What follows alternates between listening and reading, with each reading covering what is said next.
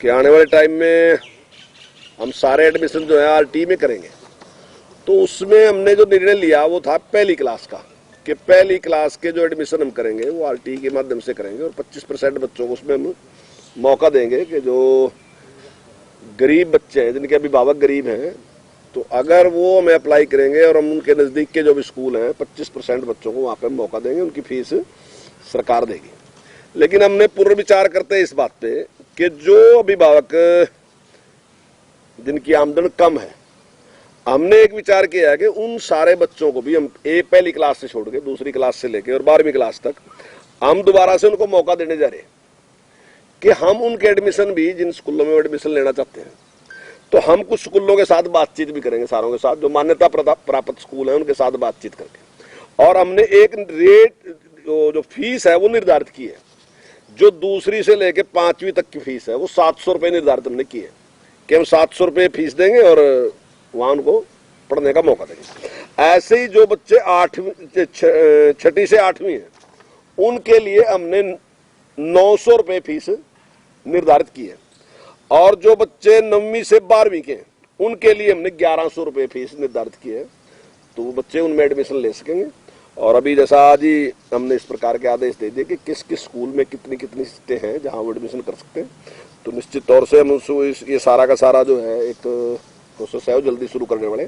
और ये लाभ जो है हम उन बच्चों को देंगे जिनके अभिभावकों की आमदन जो है 1,80,000 से कम है, तो ये करने जा रहे हैं। दूसरा टैब का विषय काफी एक रहा है, तो उसके बारे में मैं आज आपके माध्यम से जानकारी देना चाहता हूं सभी लोगों को, सभी जनता को, कि 5 मई को हम रोहतक में एक कार्यक्रम करने जा रहे हैं और वहां पे हम इसकी शुरुआत कर रहे हैं। और हम जल्दी 1 महीने के अंदर अंदर ही 2,05,000 बच्चों को जो टैब है वो उपलब्ध करा देंगे।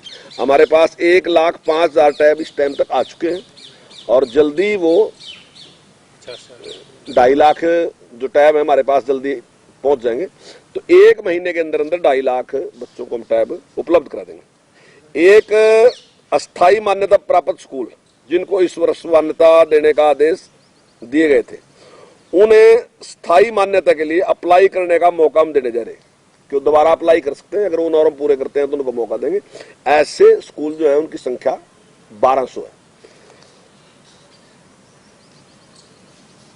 ऐसे सभी जो संस्कृति मॉडल स्कूल हैं वहां पे हमने जैसे इंग्लिश की पढ़ाई कराई जाती थी, तो वैसे तो हमने आदेश पहले दे दिया था, लेकिन आज आपके चैनल के माध्यम से भी कुछ लोगों में इस प्रकार की शंकाएं हैं। मैं आपके माध्यम से बताना चाहता हूं कि वहां दोनों तरह से इंग्लिश मीडियम भी रहेगा और हिंदी मीडियम भी रहेगा, और हिंदी मीडियम के बच्चों को भी हम वहां एडमिशन देंगे, उनकी पढ़ाई की व्यवस्था भी वहीं रहेगी। दूसरा, एक जो रेशनलाइजेशन था वो अभी तक केवल स्टेट लेवल पे ही डायरेक्टर के द्वारा ही किया जा रहा था, लेकिन कल हमने निर्णय लिया कि डीओ और डीडब्ल्यू वो भी इसको कर सकेंगे। वहां पे अगर इस प्रकार का कोई जरूरत है, मान लीजिए किसी स्कूल में टीचर ज्यादा हैं और बच्चे कम हैं, और कहीं ऐसा है कि बच्चे ज्यादा हैं और टीचर कम हैं, तो ये अधिकार हम डीओ और डीडब्ल्यू को देने जा रहे, दे दिया हमने, और वो भी उसको कर सकेंगे। इसके अलावा ट्रांसफर ड्राइव खोलने का कोर्ट ने आदेश सुरक्षित रखा हुआ है। अभी ट्रांसफर ड्राइव के बारे में काफी इस प्रकार के प्रश्न रहे कि ट्रांसफर होनी चाहिए, तो उसका जो हमने कोर्ट में केस था और उस पर सारी बहस जो है वो पूरी हो चुकी है, और कोर्ट ने आदेश जो है सुरक्षित रखा है। एजी के साथ हमारी बात होगी और हमें पूरी उम्मीद है कि जल्दी ये ड्राइव खुल जाएगा और जल्दी के ट्रांसफर हम शुरू कर देंगे, क्योंकि इसकी वजह से काफी जो हमारे टीचर हैं उनको काफी परेशानी उठानी पड़ रही, तो वो जल्दी मैं समझता हूँ इसका हम समाधान कर देंगे। तो ये माना जाए जी 134 को दोबारा से शुरू कर दिया सकता है? हाँ, लगभग आप ये मान सकते हैं, क्योंकि हमने एक विचार किया कि पहली क्लास से जैसे शुरू करेंगे ना जी, तो जो बच्चे उससे अपर क्लास के हैं तो उनके लिए ये एक, क्योंकि उनका तो मौका ही जो था ना जी वो समाप्त हो गया, तो हमने उस पर पूरा विचार करते हमने विचार किया कि जो एक पहली क्लास में तो हम एडमिशन अब की बार करेंगे, ये आहिस्ता आहिस्ता ऐसे ही समाप्त होता जाएगा। अगले साल हम दूसरी क्लास करेंगे तो उसको फिर हम इसमें नहीं लेंगे, फिर तीसरी करेंगे तो उसमें है जी 134 का पैटर्न चलता रहेगा। हाँ, लगभग ये इसको पूरी तरीके से वो तो नहीं कह सकते, लेकिन जो सुविधा थी वो एक क्लास छोड़ के हम करते रहेंगे। जो आपने खत्म किया था, हाँ। उसमें से एक नुकसान बस यही था मेन।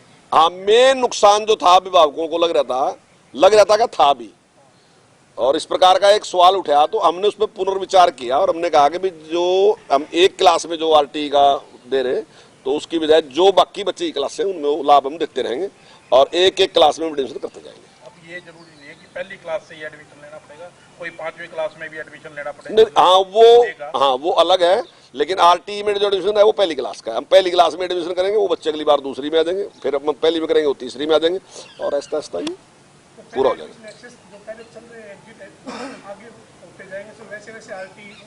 हाँ हाँ हाँ, बिल्कुल बिल्कुल बिल्कुल, 134 का पीछे वाला जो रिड्यूस होता रहेगा। बिल्कुल बिल्कुल बिल्कुल, दोनों चीजें साथ साथ चलती रहेंगी। आरटी के तहत कितने स्कूल्स जो हैं मान्यता प्राप्त स्कूल्स हैं जो प्रदेश के अंदर मौजूदा समय के अंदर इसके अंदर आते हैं, आरटीई के अंदर प्राइवेट स्कूल्स भी हों, कितने मान्यता प्राप्त स्कूल्स हैं जो आरटी? तो देखिए इसका आंकड़ा मैं अभी आपको बिल्कुल एग्जैक्ट नहीं बता सकता, काफी बड़ी संख्या है इसकी, तो हजारों में है, कहीं जा रहे हैं, तो लगभग मेरा लगा 8-9 हज़ार से भी ज्यादा ही स्कूल होंगे जो इसमें आते हैं।